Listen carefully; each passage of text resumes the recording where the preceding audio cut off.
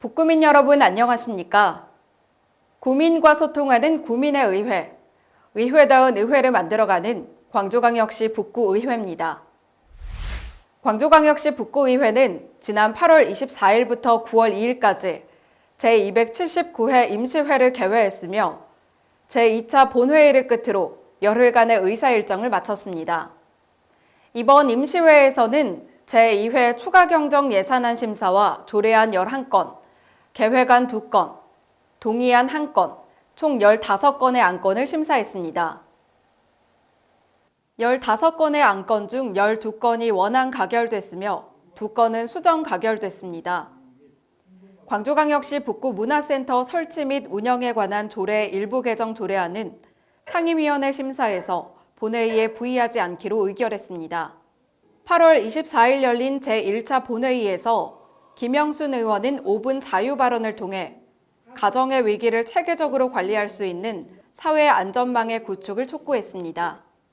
이어서 김 의원은 최근 전남 완도에서 발생한 광주 일가족 사망 사건과 같은 비극이 더 이상 일어나지 않도록 집행부에서 가정의 위기를 체계적으로 관리할 수 있도록 관계 기관과 연계해 사회 안전망을 더욱 공고히 구축해야 한다고 말했습니다. 상임위원회별로 진행된 2022년 제2회 추가 경정 예산안 심사에서는 날카로운 분석으로 예산안을 검토해 총 3건, 1,420만 원의 예산을 삭감했으며 이외 구민 불편 해소 및 주요 현안 사업 예산은 모두 원안 가결했습니다. 9월 2일 열린 제2차 본회의에서는 3명의 의원이 5분 자유 발언을 진행했으며 이숙희 의원은 5분 자유 발언을 통해 보호 아동과 자립준비 청년에 대한 근본적인 대책을 마련해야 한다고 전했습니다. 손혜진 의원은 일곡동 우체국 청사부지 활용 방안을 제안하면서 주민들을 위한 소통 공간 조성은 10여 년 전부터 지역사회의 오랜 수건 사업이라고 밝혔습니다. 마지막으로 신정훈 의원은 지역 내의 인재가 수도권 중심으로의 유출이 가속화되고 있고 저출생, 고령화 등으로 인구가 감소하면서 지역 간 격차가 심화되고 지역 내 활력이 저하되는 상황을 보완하기 위한 고향사랑 기부제도 정착을 위한 시책 추진을 촉구했습니다. 제2차 본회의에서는 상임위원회에서 심사한 각종 안건을 최종 의결하며 임시회 일정을 마무리했습니다. 김영수 의장은 임시회를 마치면서 집행부에서는 의회에서 심의한 예산이 구민의 행복 증진을 위해 효율적이고 올바르게 집행될 수 있도록 업무 추진에 만전을 기하기 바란다고 당부했습니다.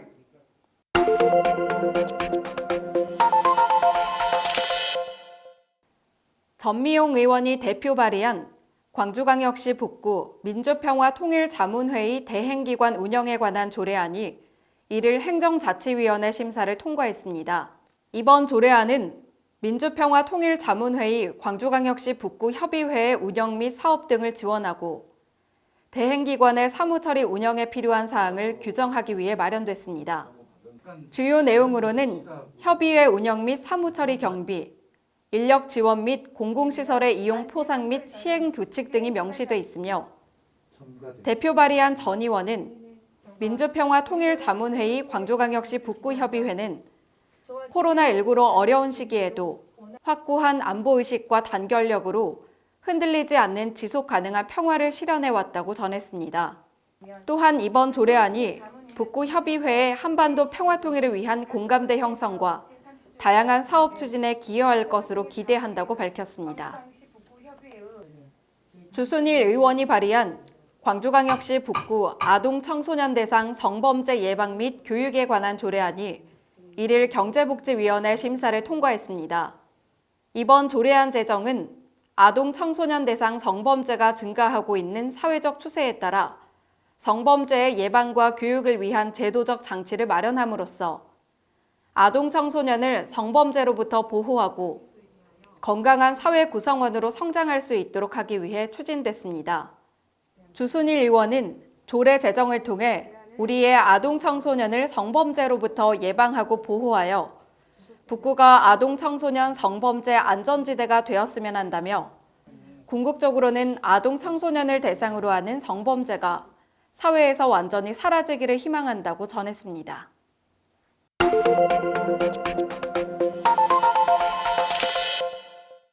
7월에 세종시 한 아파트에서 자매와 자녀 2명을 포함 4명이 숨진 채 발견되었고, 다음날 의정부시 한 오피스텔에서 40대 부부와 아들이 숨진 채 발견되었습니다.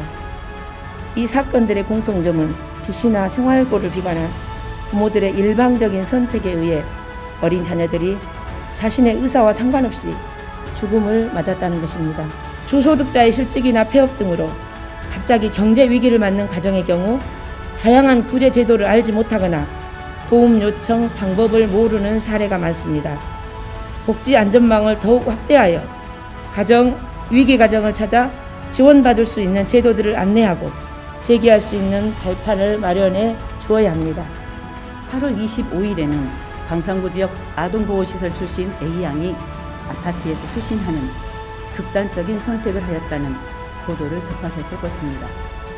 우리 지역에서 꽃을 피워보지도 못한 젊은이들이 왜 삶을 포기할 수밖에 없었는지 우리 스스로 돌아보아야 할 것입니다. 정부나 지자체에서 강조해왔던 촘촘한 사회복지 안전망이 구축되어야 비극적인 사건을 막을 수 있을 것이라고 생각합니다. 향후 관계부서와 유관기관과 간담회 또는 공청회를 거쳐 근본적인 원인과 대책을 수립하고 필요하다면 조례 제정 등 입법 과정을 진행하겠다는 말씀을 드리고 5분 자유 발언을 마무리하고자 합니다. 높아진 주민 참여 수준에 비해 마땅한 주민 커뮤니티 거점 공간이 없어 카페를 전전하며 회의를 하거나 지역 행사를 준비하고 있는 실정으로 주민들을 위한 소통 공간 조성은 10여 년 전부터 지역사회의 오랜 수건 사업이었습니다. 본 의원은 원론적인 예산 부족의 이유만 내세우지 말고 보다 적극적인 행정의 관점에서 지역 주민들의 수건 사업 해결에 발빠르게 대처할 것을 문인구청장께 제안합니다. 고향사랑기부제는 지역 내의 인지가 수도권 중심으로의 유출이 가속화되고 있고 저출생, 고령화 등으로 인구가 감소하면서 지역 간 격차가 심화되고 지역 내 활력이 저하되는 상황을 보완하기 위한 제도입니다. 우리 구는 이번 추경 예산에서 전산 시스템 구축을 위한 전국 지자체 분담금만을 개성했을 뿐 그 어떤 적극적인 모습도 보이지 않고 있습니다. 고향사랑 기부 제도가 열악한 지방재정의 보완 정책에서 더 나아가 우리 구의 정체성과 특색을 찾아가는 과정으로 나아갈 수 있는 계기가 되기 위해서는 다양한 생각들을 모을 조직이 필요합니다.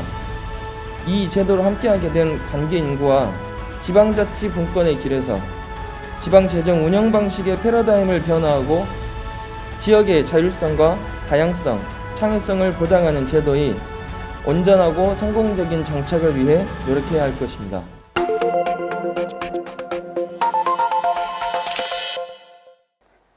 광주 북구의회가 이번 회기부터 조례를 발의한 의원이 직접 조례안을 영상으로 설명하는 영상 입법 예고제를 전국 최초로 시행했습니다. 이 제도는 입법 예고 영상을 홈페이지와 SNS 등을 통해 송출해 손쉽게 주민들이 접할 수 있게 함으로써 조례에 대한 주민의 관심을 높이고자 추진됐습니다. 제도 시행 후 전미용 의원과 주순일 의원이 처음으로 영상 입법 예고를 실시했으며 해당 영상은 북구의회 홈페이지와 유튜브 채널에서 확인하실 수 있습니다. 또한 북구의회는 의회 사무국 직원들이 모여 근무 중에 직원들이 실제 겪는 애로사항을 자주적으로 해결하기 위한 기구인 공무원 직장협의회 설립총회를 8월 18일 개최했습니다. 이번 직장협의회 설립이 뜻깊은 점은 2022년 1월 13일 지방자치법 전부 개정안 시행에 따라 지방의회 인사권이 독립되면서 집행기관과 별도로 의회 직원들만의 협의회를 설립한 것입니다. 광주광역시 북구의회 행정자치위원회 위원들은 8월 29일 주민 편의시설 확충 사업 대상지인 광주 북구 임동 무등경기장 주변을 방문해 공유재산 관리 계획 수립을 위한 현장 답사를 실시했습니다. 경제복지위원회 위원들은 9월 1일 북구 청년센터를 방문했습니다. 북구 청년센터에서 진행되는 소규모 행사와 청년센터 프로그램 운영, 취업, 창업, 방안에 대해 청취하고 논의했으며 추진 사항과 운영 현황을 점검했습니다. 안전도시위원회 소속 위원들이 8월 29일 용전동 생활폐기물 수집 운반 차량 차고지를 방문해 업무 이관 대비 추진 상황을 확인하고 운반 차량의 주차장 확보 여건과 송전탑 문제 등을 보고받은 후 현장을 점검했습니다. 이상으로 광주광역시 북구의회 제279회 임시회 의정 뉴스를 마치겠습니다. 시청해주신 여러분 고맙습니다.